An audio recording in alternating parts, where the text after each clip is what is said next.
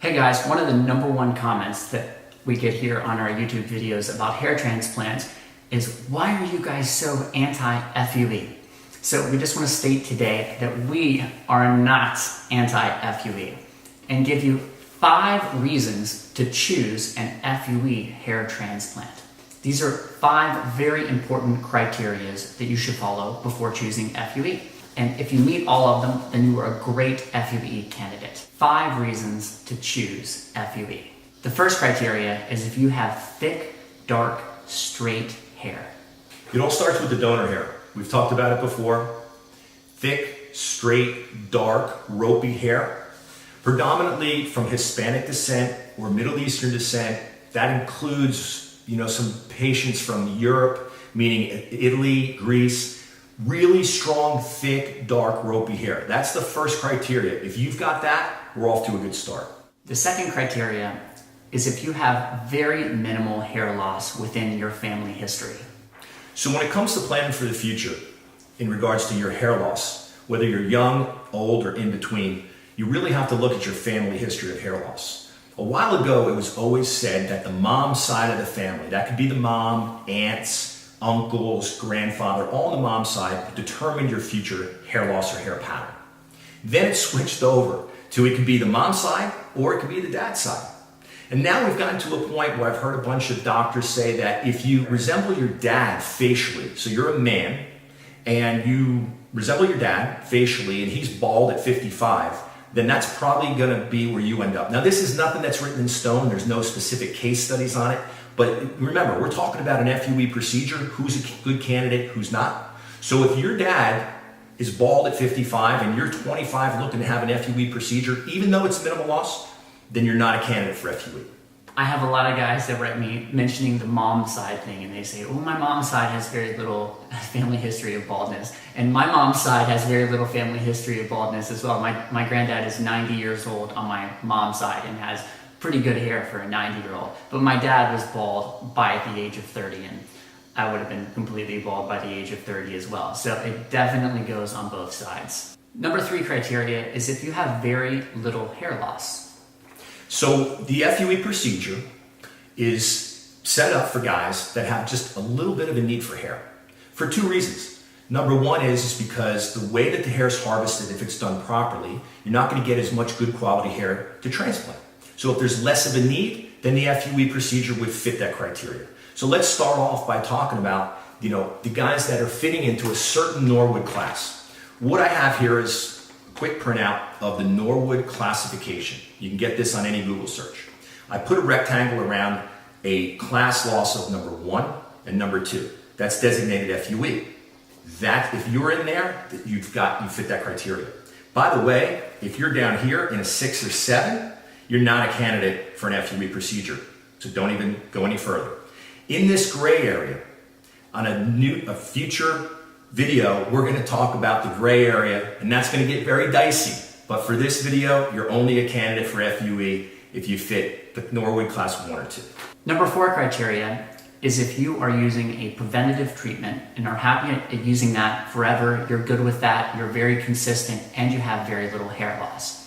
One of my very good friends has had an FUE procedure, and he had very little hair loss, and he's taking finasteride and is totally fine on finasteride. He's happy taking that, and it's worked out really well for him. So if you meet all of these criteria, it can work out great. I'm the kind of person that purchases insurance. Once you have a family and once you get a few kids, hey dude, you gotta have life insurance. We have to have car insurance. Well, guess what?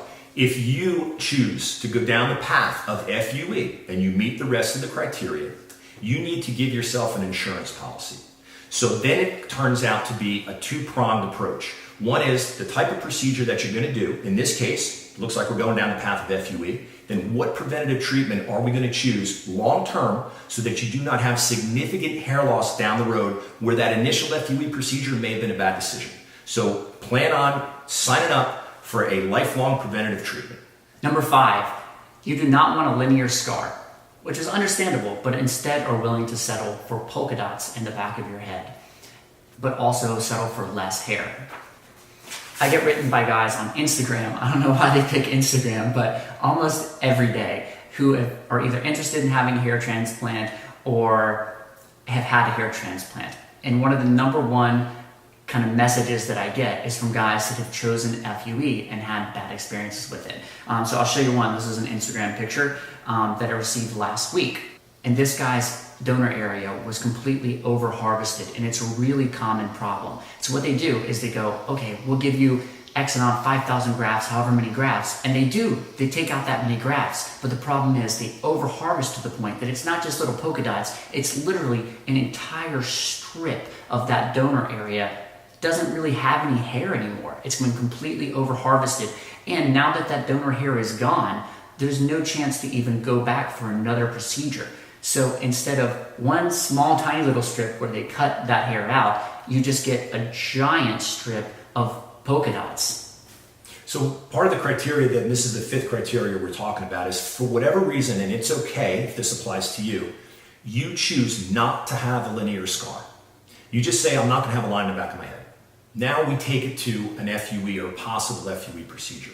So again, we're talking about everybody that fits the criteria, which means you have minimal hair loss, you're going to go on preventative treatments. But for those of you out there that still want to drink the Kool-Aid, that you're a candidate for an FUE procedure with either significant hair loss or somebody in some clinic tells you it's a great procedure and you're a candidate, there's a wall behind me that's made of sheetrock.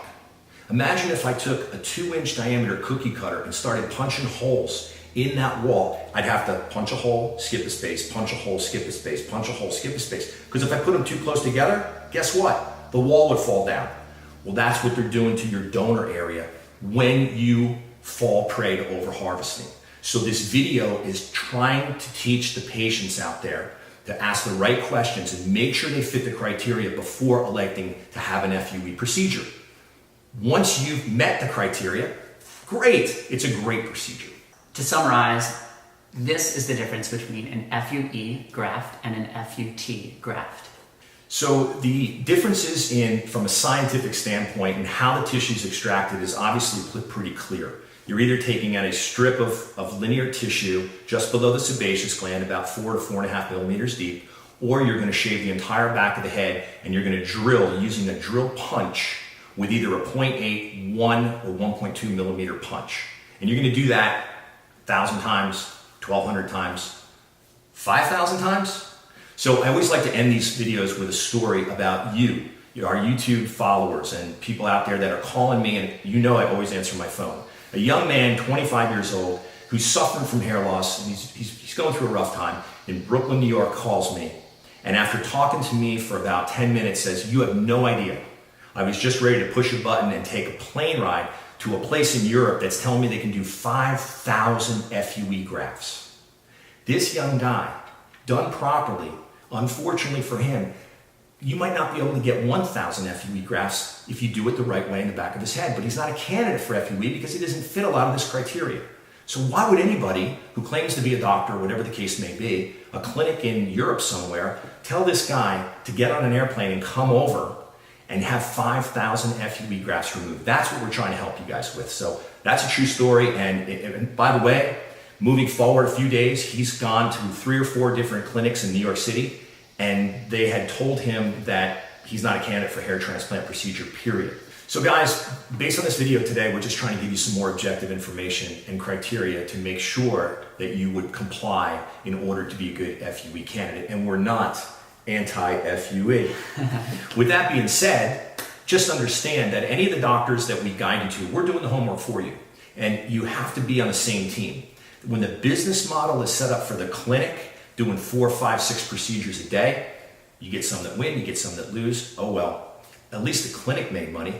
We're guiding you towards doctors that in their best interest and your best interest, from a team perspective, you're going to get more hair, you're going to get good information, strong preventative treatment information and education, and you're going to get a great result. Great results means referrals, builds the business, and everybody's happy. I'm really proud about the fact that with all these videos that we're making, I can tell anyone that writes me, just go watch our videos, go through all of them. And by the time you're done watching them, you'll be educated enough that you'll be able to make a great decision about the kind of doctor and kind of procedure that you choose. And that is our goal with these videos, is just to have a one-stop shop, watch these, and after this, you're going to be able to make a great decision. And if you want any additional help after that, then give Steve a call, because like he said, he always answers his phone and he helps so many people. I love when people call me and they're like, or write me on Instagram or whatever, and they're like, I talked to Steve, I feel so much better now. I feel like I know where I should go and I have a real hair transplant plan.